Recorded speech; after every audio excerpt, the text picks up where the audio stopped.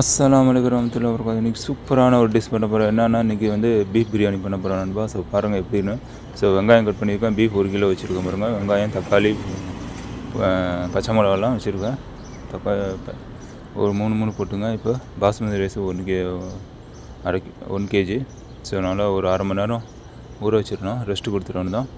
So இதுதான் நண்பா, சூப்பராக செஞ்சு. ஸோ மறக்காமல் என்னோடய சேனல் அதே மாதிரி டிஸ்பிளேயில் ஓடிட்டுருக்கு பாருங்கள். என்னோடய சேனல் அதே மாதிரி சப்ஸ்கிரைப் பண்ணுங்கள், லைக் பண்ணுங்கள், ஷேர் பண்ணுங்கள்.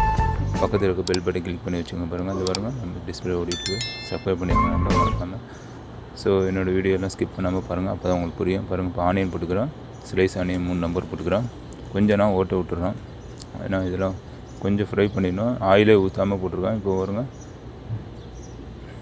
உப்பு போட்டுங்க, கல் உப்பு தேவையான அளவு போட்டுங்க. அது அப்படியே கொஞ்சம் கிண்டி விட்டுருங்க. அதுக்கப்புறம் கிண்டி விட்டுனா ஒரு 3 நிமிஷம் அதுக்கப்புறம் ஆயிலை மிக்ஸ் பண்ணிடணும் தான். சன்ஃப்ளவர் ஆயில் ஒரு 20 ml 25 ml போட்டுங்க. அப்போ தான் உங்களுக்கு டேஸ்ட்டு கிடைக்கும். நான் கீயும் போடுவேன். அதில் கீ ஒரு 10 ml போடுவேன். ஓகே நண்பா. ஸோ கிண்டி நல்லா கிண்டி விட்டுங்க. நல்லா ஒரு ப்ரௌன் நியூஸ் வந்ததுக்கப்புறம் நீங்கள் இதெல்லாம் இதை பாருங்கள், கீயும் போட்டேன். ஒரு 10 கிராம் போட்டாச்சு. ஓகே நண்பா. ஸோ அதுக்கப்புறம் இதை போட்டுடலாம்.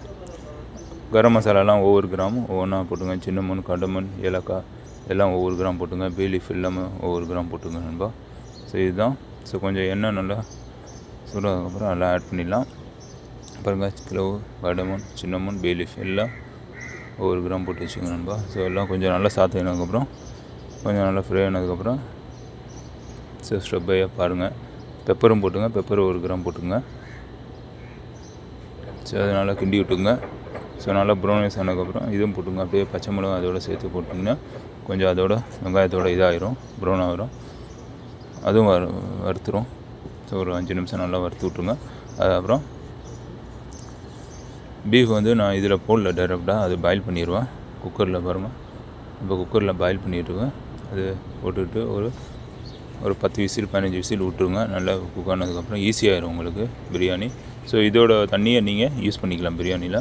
ஸ்டாக்கை பாருங்கள், மூடியாச்சு, அது ஏற்றியாச்சு. ஸோ அவ்வளோதான். நீங்கள் அதில் கூட பட்டை கிராம் கூட போட்டுக்கலாம் பீஃபோட தண்ணியில். ஸோ இது நல்லா ப்ரௌன் ஆகிடுச்சு பாருங்கள். இப்போ நான் ஜிஞ்சர் கார்லிக் பேஸ்ட்டு ஒரு 10 கிராம் போட்டுங்க. ஸோ ஜிஞ்சர் கார்லிக் பேஸ்ட் எவ்வளோ ஆட் பண்ணுறீங்க அது நல்லா ஒரு டேஸ்ட்டு கிடைக்கும் பிரியாணியில். அது கொஞ்சம் ஃப்ரை ஆகட்டும். ஸோ அதுக்கப்புறம் தக்காளி போட்டுங்க. தக்காளி ஒரு ஸ்லைஸு, அது ஒரு நம்பர் போட்டு விட்டுக்குங்க. அது கிண்டி விட்டுங்க நல்லா. ஸோ இதுதான்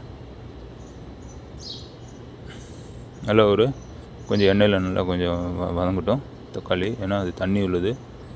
ஸோ அது நல்லா இதாகினதுக்கப்புறம்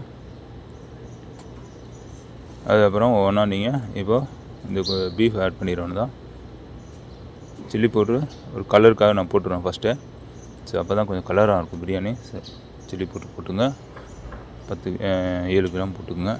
உங்களுக்கு அது காரம் அதிகமாக இருந்தால் அது கொஞ்சம் போட்டுங்க. கொஞ்சம் நல்லா எண்ணெயில் வதங்கட்டும் சில்லி பவுட்ரு. ஸோ அதுக்கப்புறம் பீஃப் ஆட் பண்ணிடணும் தான். பீஃபும் குக் ஆகிடுச்சு. ஸோ அது குக்கரில் தான் ஆட் பண்ணிடுவேன். இந்த தண்ணியை நீங்கள் பிரியாணிக்கு யூஸ் பண்ணிக்கலாம். பீஃப் ஸ்டாக் இது. இந்த தண்ணியை யூஸ் பண்ணிங்கன்னா இன்னும் டேஸ்ட்டு சூப்பராக கொடுக்கும். ஸோ இப்போ எடுத்து ட்ரான்ஸ்ஃபர் பண்ணி விட்டுடலாம். மூவ் பண்ணி இதில் போட்டுறணும் தான் பீஃபை மட்டும். ஸோ அது கொஞ்சம் ஒரு 5 நிமிஷம் 10 நிமிஷம் இந்த பீஃபு வந்து ஆயிலில் நல்லா ஃப்ரை ஆகட்டும். அப்போ தான் ஒரு டேஸ்ட்டு கிடைக்கும்.